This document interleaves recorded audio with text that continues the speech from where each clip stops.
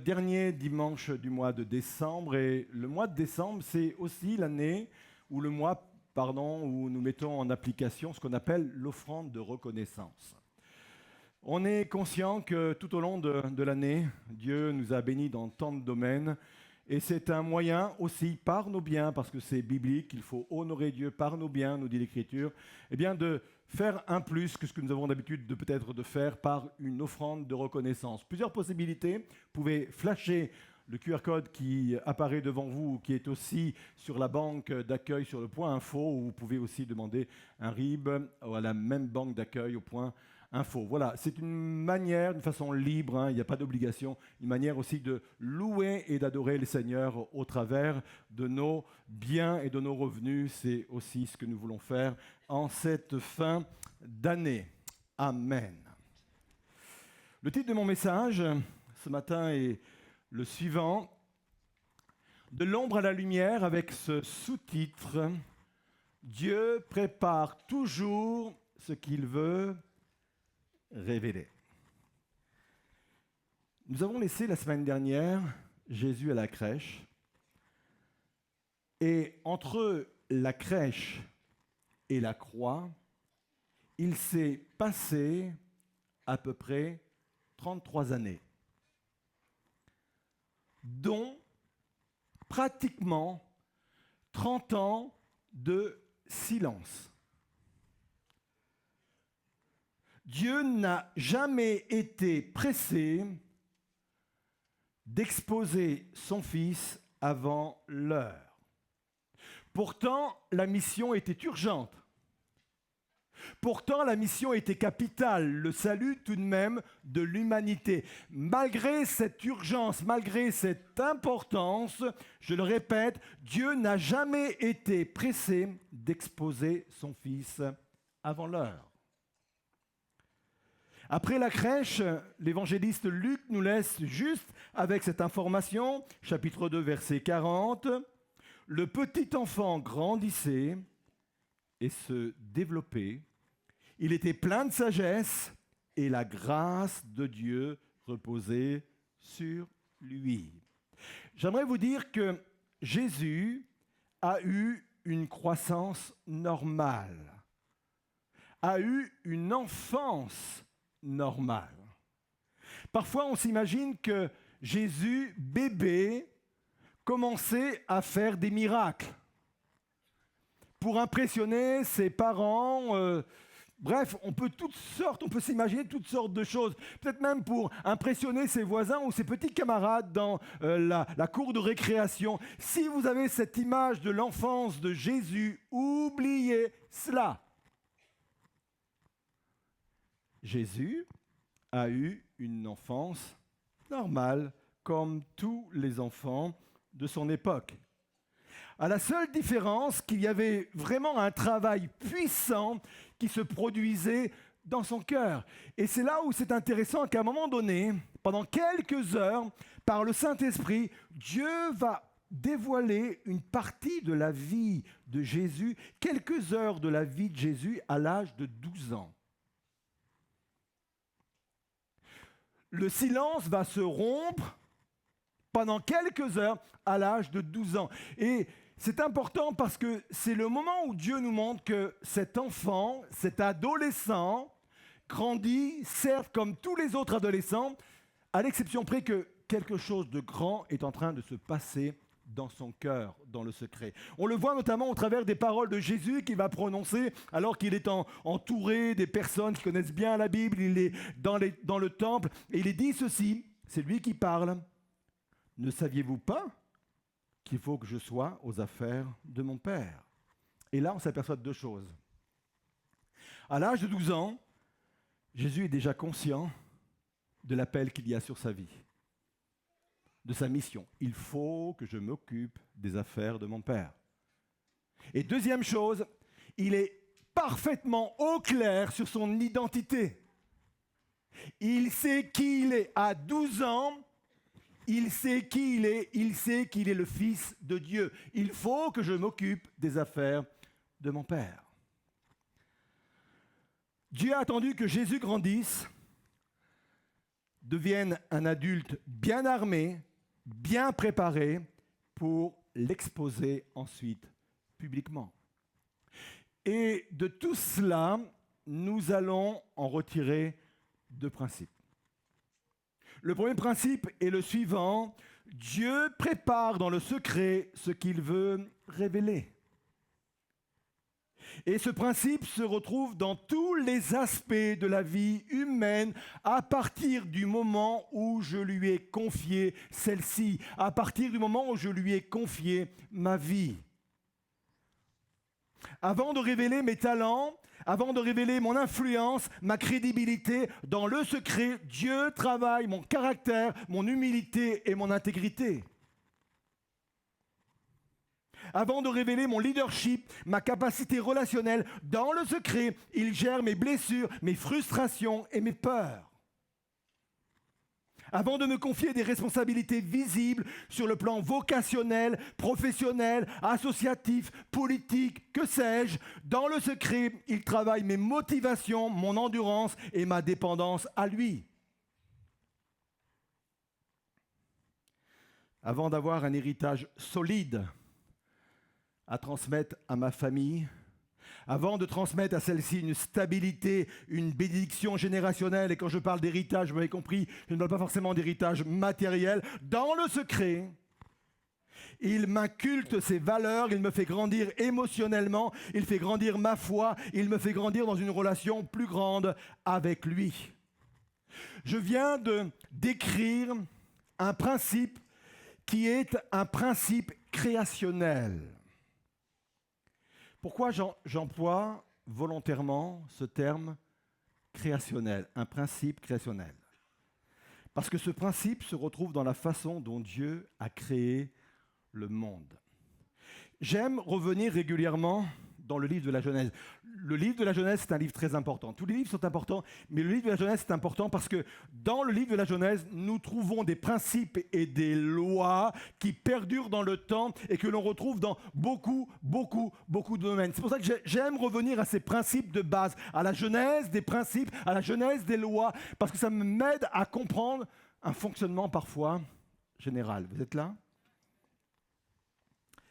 Alors, si vous me le permettez, on va voir l'ordre de la création selon le livre de la Genèse, juste quelques instants.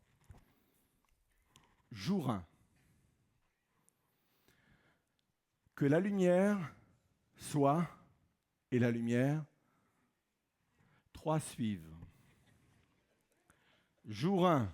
Que la lumière soit, et la lumière. 15. Je n'irai pas plus loin. Le premier jour, la lumière est arrivée.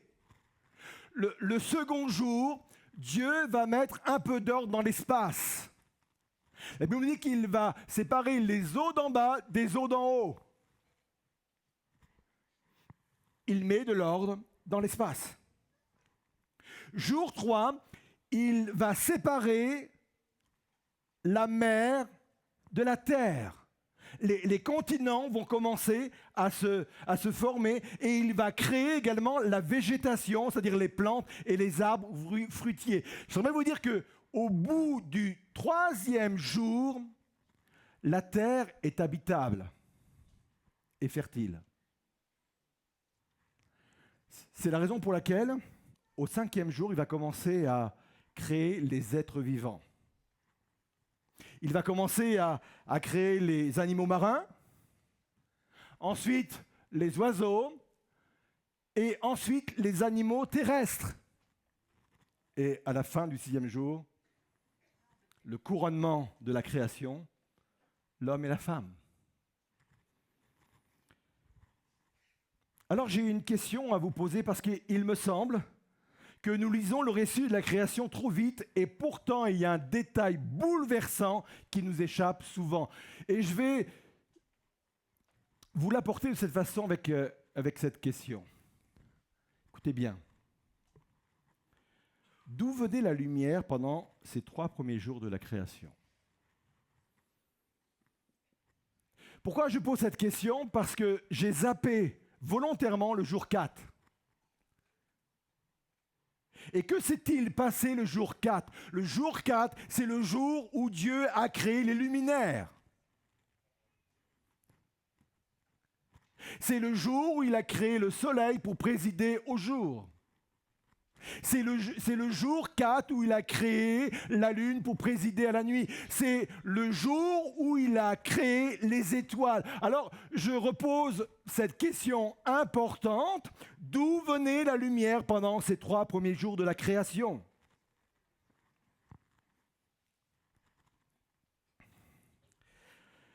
La terre, qui était rendue habitable, ne s'est créée qu'à la seule lumière de Dieu. C'est Jean qui va le dire dans son épître, Dieu est lumière.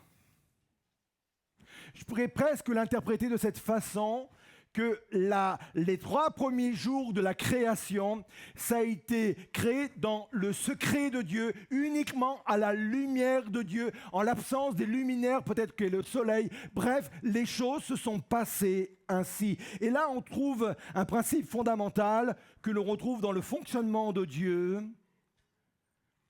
Avant d'allumer les grands luminaires, avant que tu commences à être visible, avant de te mettre sous les projecteurs, avant d'allumer les caméras, avant d'ouvrir les micros, Dieu commence à créer des choses en toi.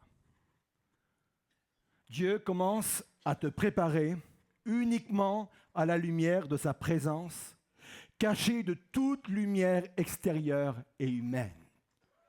C'est un principe divin extrêmement important. J'ai reçu dans mon cœur l'appel pastoral très jeune. J'ai déjà témoigné de cela ici. J'ai du mal à mettre un âge, mais je pense que j'avais entre 5 et 6 ans. J'ai grandi avec cette idée qu'un jour, Dieu me destinerait à quelque chose vraiment mis à part pour lui. Je n'avais que comme seul exemple à cette époque l'engagement pastoral. Je voyais mes pasteurs autour de moi et je pensais que c'était dans ce domaine-là et Dieu l'a confirmé plus tard. Dans mon adolescence, je suis devenu pensionnaire au moment du lycée et je me suis retrouvé dans un dortoir, dans une chambre où nous étions 50. Et là, il y en a qui se disent, déjà moi, j'ai du mal à supporter ma sœur dans ma chambre, ou mon frère. 50 dans la même chambre, je n'imagine même pas. Pourquoi je vous dis ça? Parce que c'était une période de ma vie, l'adolescence, où j'ai senti, j'ai réalisé que Dieu vraiment m'appelait à construire quelque chose avec lui dans mon intimité avec lui. Et ça me prenait en dehors de mes cours le soir. Et combien sont d'accord pour dire que dans une chambre où on est 50, c'est compliqué d'avoir un moment d'intimité avec Dieu, même s'il y a une soif profonde. Et le seul endroit où j'ai trouvé pour m'isoler, je sais que certains déjà devinent. Je suis désolé de vous le dire, mais le seul endroit que j'ai trouvé ont été effectivement... Vous étiez avec moi, non, dans les toilettes ou pas là? Ont été effectivement les toilettes. Loin des projecteurs, hein? Loin des caméras. Je me souviens que c'était des moments forts où je sentais que Dieu était en train d'imprimer en moi des valeurs, était en train d'imprimer en moi une foi, une dépendance de lui profonde, dans un moment peut-être de trouble. Où, vous savez, quand on est adolescent, c'est pas toujours évident de grandir, de s'épanouir dans le monde, dans la famille et même dans sa foi. Mais j'ai senti que c'était des moments, je me vois encore à genoux devant la porte, là derrière la porte, et en train de chercher la face de Dieu. Ça a été les moments les plus importants de ma vie spirituelle, parce que c'est là, à sa seule lumière, que Dieu a commencé à œuvrer dans mon cœur. Ça, c'est le premier principe qui est important. C'est que Dieu prépare dans le secret ce qu'il veut révéler. Deuxième principe, tu n'iras jamais au-delà de tes racines. Avec cette loi spirituelle, l'invisible conditionne le visible. C'est la nature qui nous l'apprend. Si je regarde la nature, ce qui est visible, le tronc, les branches, les fruits, toutes ces choses sont toujours proportionnelles à ce qui est invisible, les racines. C'est pour ça que la nature ne peut pas précipiter le temps. Les hommes essaient de le faire, mais j'aimerais vous dire qu'on est en train de dérégler quelque chose. La nature ne peut pas précipiter le temps, ne peut pas griller les étapes, ne peut pas bâcler la préparation, parce que c'est toujours préjudiciable. Et ce qui est vrai dans la nature l'est également pour nos propres vies. On le voit dans la parabole du semeur. Vous savez, c'est cet homme qui est sorti pour semer, dit la Bible. Il y a une partie qui est tombée sur le chemin, une autre partie dans la bonne terre, puis il y a une partie qui est tombée parmi les pierres. Il est dit ceci, Matthieu 13, verset 5. Une autre partie tomba sur un sol pierreux où il y avait peu de terre. Les grains poussèrent aussitôt parce que la couche de terre n'était pas profonde. Quand le soleil fut haut dans le ciel, il brûla les jeunes plantes. Ils se desséchèrent parce que leurs racines étaient insuffisantes. Que du bon sens! Pourquoi nous pensons que c'est du bon sens pour ce qui touche la nature et que nous n'avons pas la même exigence concernant la vie de tous les jours, nos propres vies, nos propres plans professionnels, nos propres plans spirituels, que sais-je, ou même sur le plan familial? La Bible dit, je souhaite que tu prospères à tous égards comme prospère l'état de ton âme. Ça veut dire que c'est proportionnel. Je ne sais pas si vous aviez envisagé ce verset de cette façon, mais c'est proportionnel. Tu veux t'épanouir à tous égards, tu veux prospérer à tous égards. Cela dépend de la façon dont ton âme va prospérer, que tu prospères à tous égards, comme prospère l'état de ton âme. Tu n'iras jamais plus loin que ton âme.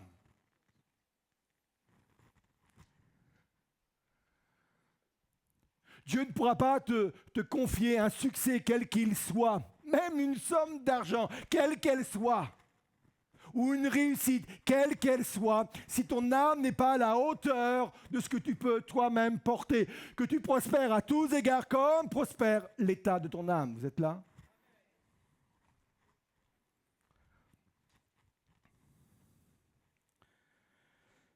Un autre principe, plus la vocation est grande, plus les racines doivent être profondes. Plus la destinée est élevée, plus la profondeur intérieure est indispensable. Ce que Dieu prévoit pour demain exige des profondeurs aujourd'hui. Je lisais dernièrement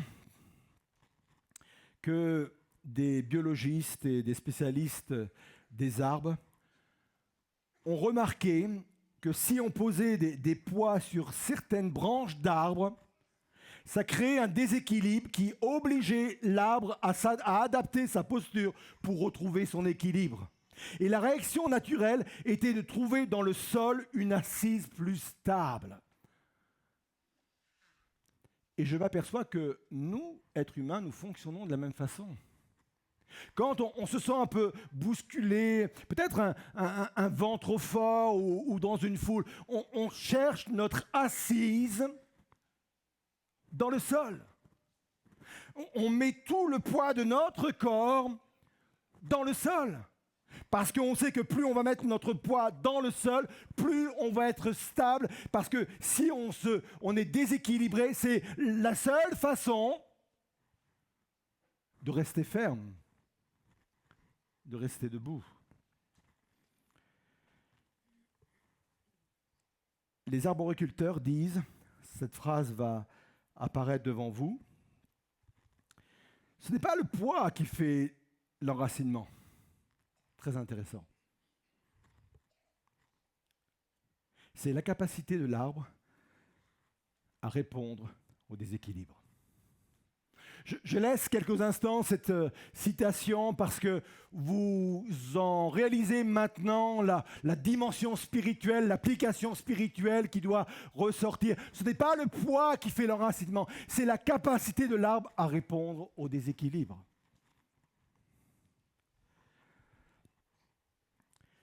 Certaines charges dans la vie ne sont pas là pour nous briser, ne sont pas là pour nous renverser, pour nous mettre à terre, mais pour nous forcer à chercher plus profondément notre stabilité.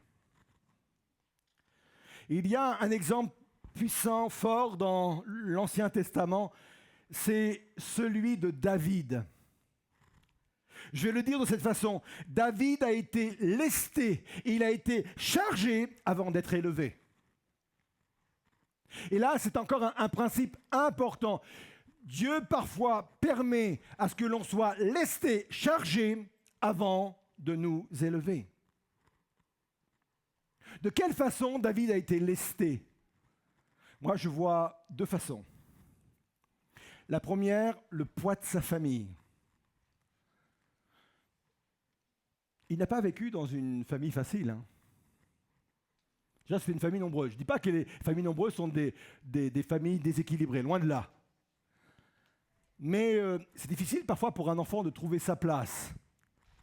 D'autant que David a vécu sans reconnaissance particulière et surtout, il a été oublié. C'est pour ça que j'ai dit que c'était compliqué dans son foyer, dans sa famille. Il a été oublié lors d'un événement important.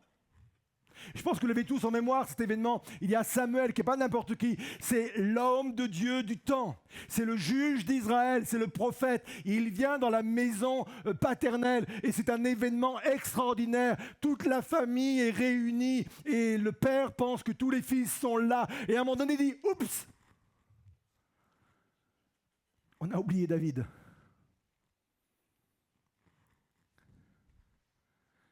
Il faut le gérer, ça. Je ne connais pas ton milieu familial. Peut-être que David a ressenti un rejet profond dans son cœur. Et je sais qu'il y a des hommes et des femmes, des jeunes gens, des jeunes filles qui se sont élevés, qui ont grandi avec ce poids du rejet immense sur leur vie. Peut-être des blessures encore beaucoup plus graves que le rejet. Mais la famille peut être là parfois pour nous lester, pour nous charger. Et David a été cet homme qui a été lesté et chargé au sein même de sa propre famille. Deuxième chose, je pense que la pleine nature, les grands espaces dans lesquels David a évolué très jeune ont été des moyens de le lester, de le charger. David a passé beaucoup de temps à l'extérieur, beaucoup de temps dans les champs. Et quand on entend le mot champ, on s'imagine tout de suite des prés verdoyants.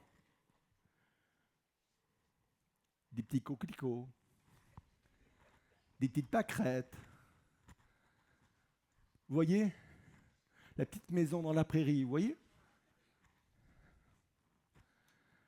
Non.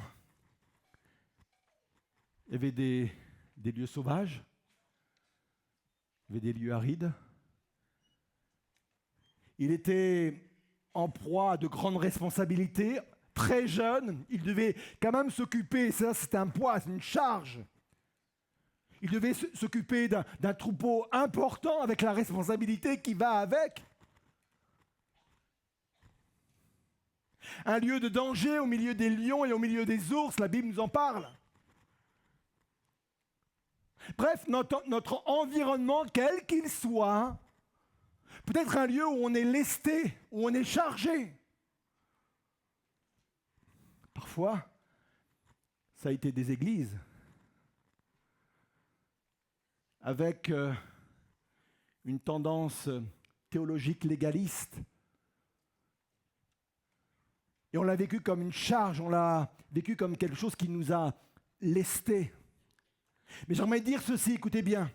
Ce n'est pas la dureté de la jeunesse qui a fait la solidité de David. C'est la manière dont il y a lui-même répondu. Et là, je voudrais qu'on remette la citation là. Voilà. Ce n'est pas le poids qui fait l'enracinement. C'est la capacité de l'arbre à répondre au déséquilibre. J'ai plusieurs façons de réagir quand il y a cette charge sur ma vie. Je peux me laisser tomber, je peux me laisser coucher, je peux rentrer dans la frustration, je peux rentrer dans la victimisation, ou alors j'essaie de trouver l'assise nécessaire pour rester debout. Et c'est à partir de ce moment-là où je peux grandir dans l'invisible. Où je peux grandir dans ma relation avec Dieu, où je peux grandir à l'intérieur de moi, dans mon caractère, dans mes valeurs. Peut-être qu'il y a des personnes aujourd'hui qui se sentent quelque peu déstabilisées. Le vent souffle fort. En 2025, le vent a soufflé fort et souffle encore.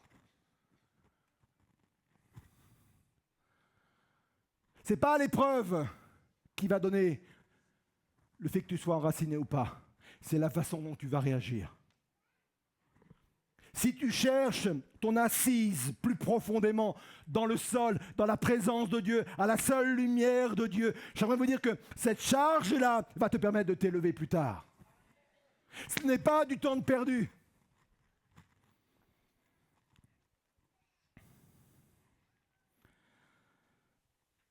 Ce que Dieu fait dans le secret détermine ce qu'il fera en public. Et je vais conclure avec cela. Sois en paix avec la saison dans laquelle tu te trouves. Parfois, on est dans une saison où on a l'impression de perdre son temps. Parfois, on est dans une saison où on remet en question son identité, son utilité, sa valeur, son appel, ses promesses, ses talents. Et certes, cette saison n'est jamais agréable. Parce qu'on doit faire sans reconnaissance. On doit faire sans validation. On doit faire sans visibilité. Et tout être humain a besoin à un moment donné de reconnaissance, de validation et de visibilité. Mais j'aimerais vous dire que ce type de saison, ces saisons-là sont des saisons importantes. Parce que ce sont des saisons qui permettent à Dieu de travailler à l'intérieur de nos vies. L'invisible détermine ce que va devenir le visible.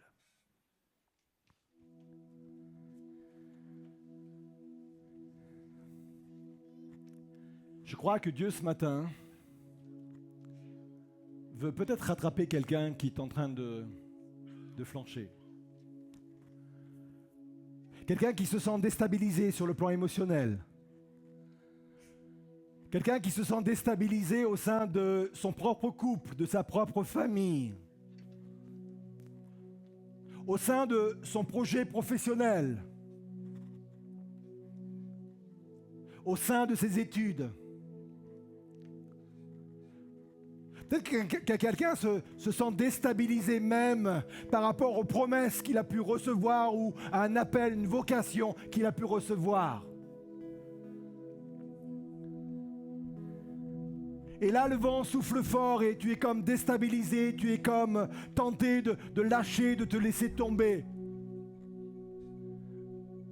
J'aimerais vous dire de la part de Dieu que c'est une saison importante. C'est la saison où tu dois chercher ton assise. Plus profondément, à t'ancrer plus profondément dans la présence de Dieu. Dans la parole de Dieu. Dans les promesses que tu as reçues. Parce que c'est le moment où dans l'invisible, Dieu est en train de préparer les assises qui vont te permettre d'entrer dans ta destinée, de rentrer pleinement dans tes plans, dans tes projets, et être celui ou celle que tu dois être au sein de ta propre famille, de ton propre couple, au sein de ta propre entreprise. Alors je voudrais vous inviter à vous lever à votre place. On va rester quelques instants dans le recueillement.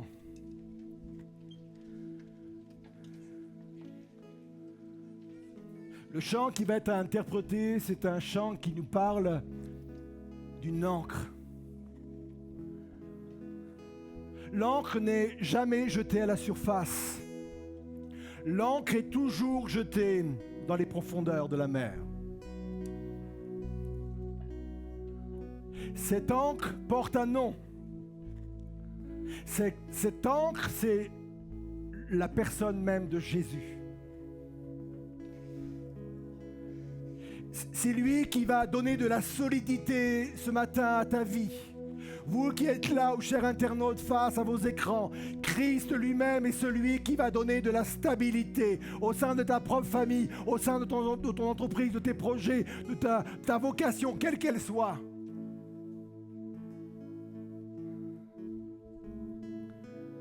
Dieu prépare ce qu'il veut révéler. Tu ne comprends pas la saison dans laquelle tu es, mais retiens cela. Dieu prépare ce qu'il veut révéler. Tu ne comprends pas la saison dans laquelle tu te trouves, mais tu n'iras jamais plus haut que tes propres racines. Et c'est important ce matin d'avoir la réaction qui est nécessaire, utile. Alors pendant que nous allons chanter ce chant tel une encre, vous qui ce matin vous vous sentez déstabilisé, vous qui sentez que le vent souffle très fort et qu'il y a en vous cette crainte de pouvoir peut-être basculer, tomber, vous effondrer. Mais à l'écoute de la parole, le choix est fait. Je cherche en toi l'assise solide, toi mon ancre, qui est Christ.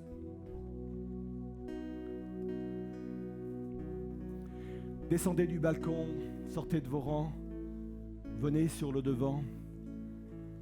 Et je vais prendre un temps où je vais prier avec vous, je vais prier pour vous. Tu ne comprends peut-être pas le temps dans lequel tu te trouves. Je pense que David n'a pas toujours compris pourquoi il était rejeté de sa propre famille. Je pense que David n'a pas toujours compris pourquoi il passait des nuits froides à l'extérieur alors que ses frères et sa famille étaient peut-être à l'intérieur des maisons. Je pense que David n'a pas compris quand il était, lui, à son âge, face à de telles responsabilités. Je pense qu'il n'a pas compris quand il s'est retrouvé face au lion et à l'ours. Mais Dieu était en train de le préparer pour devenir le roi qu'il est devenu. Pour devenir le Christ même de Jésus. Le type même de Jésus. Alors, je vais venir ensuite prier pour vous. Mais si tu as besoin de trouver ou de retrouver ce matin une encre sûre, viens, on va prier ensemble.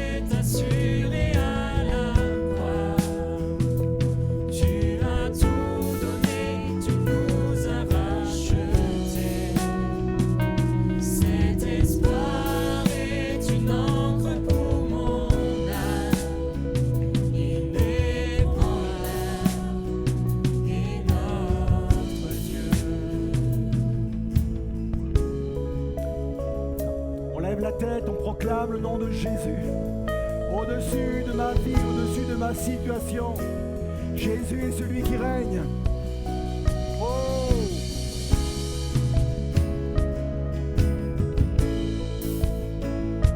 Ton nom, Seigneur.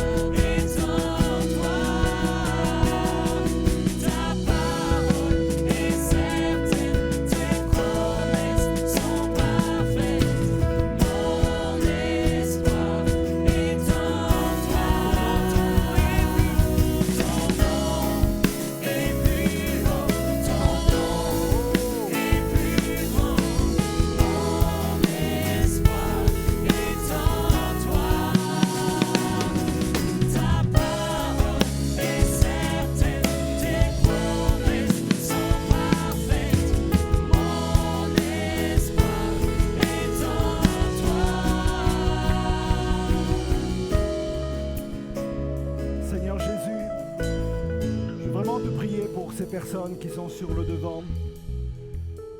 Tu vois peut-être le vent, comment il souffle dans leur vie, comment ils se sentent peut-être déstabilisés, Seigneur Jésus.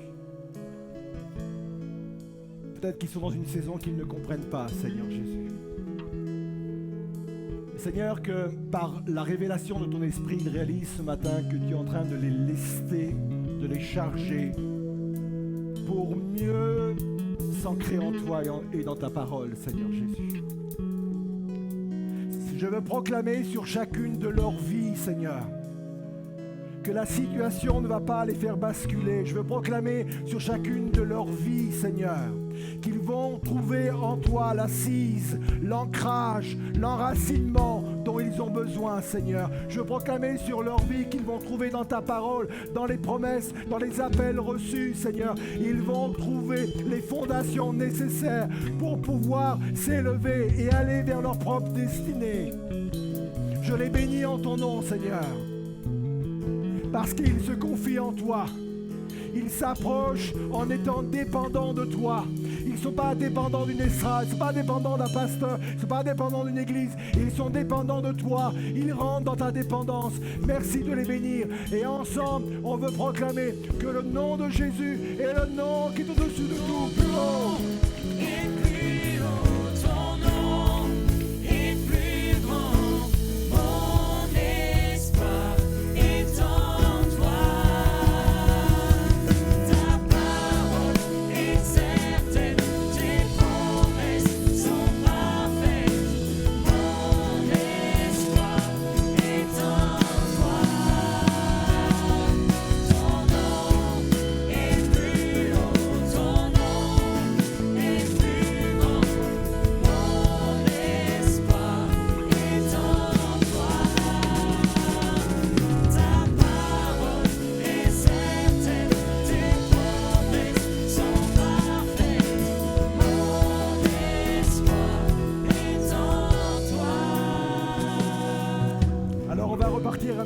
À nos places, en proclamant tout à nouveau que le nom de Jésus est au-dessus de mes tempêtes, au-dessus de mes problèmes, au-dessus de mes difficultés, au-dessus de ma famille, au-dessus de mon travail.